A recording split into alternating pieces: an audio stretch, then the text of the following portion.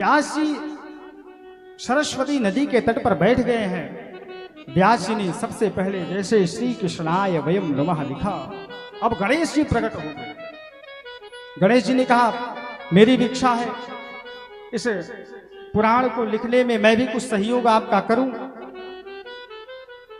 व्यास जी ने कहा बिल्कुल, लेकिन व्यास जी ने कहा देखो मैं जो बोलूंगा वही लिखना है। गणेश जी ने कहा देखो एक शर्त है। शर्त क्या है? बोले जब मेरी कलम चल जाएगी ना तो बंद होने वाली नहीं है, जब तक ये ग्रंथ लिख करके तैयार ना हो जाए। जब ये पुराण लिख करके तैयार हो जाएगा तभी मेरी लेखनी बंद होगी। अब व्यास जी जानते हैं गणेश जी बुद्धि के दाता है, जो मेरे मन में भी रहेगा वो भी लिख करके बैठे रहे। इसलिए व्यास जी ने एक शर्त वो भी रख दी। व्यास जी ने कहा ठीक है गणेश जी, जो आपकी लेखनी बिल्कुल बंद होनी नहीं चाहिए, लेकिन जो मैं श्लोक बोलूं उसका सही गलत का अर्थ लगा करके ही लिखना। व्यास जी जानते हैं कि भागवत जी के एक एक श्लोक की अनन्य अनन्य व्याख्याएं हैं। व्यास जी बोलते गए, गणेश जी लिखते गए। व्यास जी को कोई कार्य इत्यादि करना होता, ऐसा श्लोक बोल देते कि गणेश जी को 2-4 घंटा लग जाता उसका अर्थ निकालने में। आजकल की तरी थोड़ी है सब भागवताचार्य बने टहल रहे हैं। विद्यावताम भागवती परीक्षा, विद्वानों की कहीं परीक्षा होती है तो भागवत में होती है। लेकिन आजकल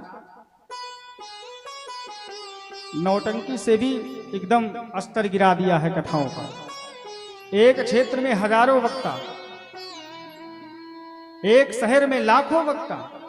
हमें लगता है अब कुछ समय बीतने वाला है और बीत जाएगा तब हर घर में वक्ता होने लगेगा। हाँ, विद्वानों की परीक्षा भागवत में होती थी, लेकिन आजकल पीछे बैनर लगा है भागवत का। यजमान आता है, यजमान के परिवार आते हैं, 100 रुपए देके जाते हैं। व्यास जी खूब छल्ले पे छल्ले उड़ाते हैं। आप लोगों ने सुना ही होगा। महाराज ये दुर्दशा है। विद्वानों की परीक्षा यदि पहले और आज भी जब विद्वान बैठते हैं तो जब परीक्षाएं प्रारंभ होती है तो भागवत जी से ही होती है। भागवत के एक एक श्लोक की अनन्य व्याख्याएं हैं। भागवत जी के एक एक श्लोक का अर्थ लगाने में आज गणेश जी असमर्थ हैं।